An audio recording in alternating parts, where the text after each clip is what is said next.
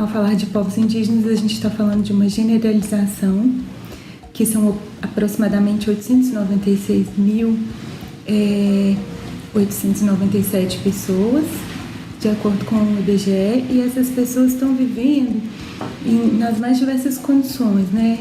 Alguns habitam em territórios que são relativamente grandes, então nesse caso eles têm para onde ir, têm para onde fugir, têm para onde obter recursos de caça, de pesca. Então essas estão de certa forma um pouco mais protegidas, e aquelas que moram, que vivem em situações de território reduzido, né, elas podem sofrer com a ausência de recursos. O que a gente sabe, né, nos estudos, e enfim, os estudos, por exemplo, sobre H1N1 indicam, né, estudos também que relatam processos históricos, como da varíola, epidemia da varíola, eles nos mostram que os povos indígenas estão mais vulneráveis sim, mas isso não tem a ver com a biologia, com fragilidade do corpo, com a genética. Não é por aí. Os povos indígenas estão mais frágeis por condições sociais, né? Muitos povos estão, como eu disse, né, morando longe de grandes centros e, então, portanto, longe de unidades de terapia intensiva.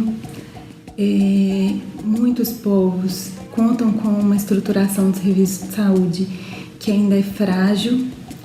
Então, né, se a gente pensar um exemplo, a ausência, por exemplo, do programa Mais Médico hoje deixa muitas aldeias em situações bem mais frágeis diante dessa epidemia do Covid.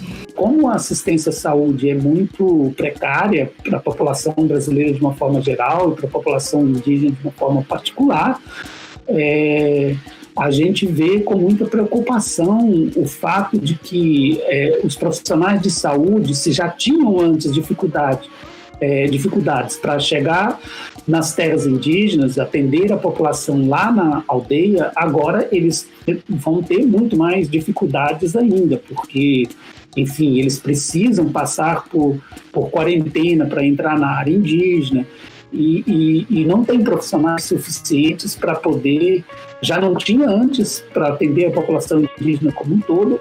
Algumas aldeias indígenas, embora hoje, né, se a gente pensar a situação do Covid, a maioria das aldeias fecharam seus territórios. Algumas aldeias, embora tenham fechado seus territórios, ainda são ameaçadas pela invasão tanto de madeireiros quanto de mineradores, pessoas que não têm autorização para entrar no território, mas que entram, né, sem autorização dos povos indígenas, expondo esses povos ainda mais a situações como a epidemia.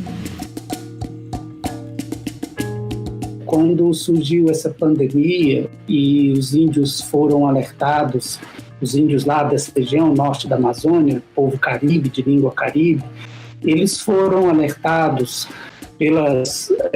pelos profissionais de saúde da necessidade de reclusão, de ficar em casa, ficar em situação de isolamento. E eles logo disseram, olha, então nós vamos fazer uma espécie de quarentena cultural. Existem alguns desafios nesse contexto, né? Um deles é o fato de que vários indígenas trabalham fora das aldeias, seja na venda de artesanato, sejam em trabalhos nas cidades, e assim como outros trabalhadores informais e alguns formais estão também precisando da renda, né, e do apoio do Estado. Outro desafio é a entrega de cestas básicas, também está sendo organizada pelo FUNAI, e a estrutura do distrito, né, dos distritos da CESAI, de como a CESAI organiza a saúde indígena em diálogo com as demais estruturas do SUS. Os povos indígenas, de modo geral, eles são grandes conhecedores do resguardo, né?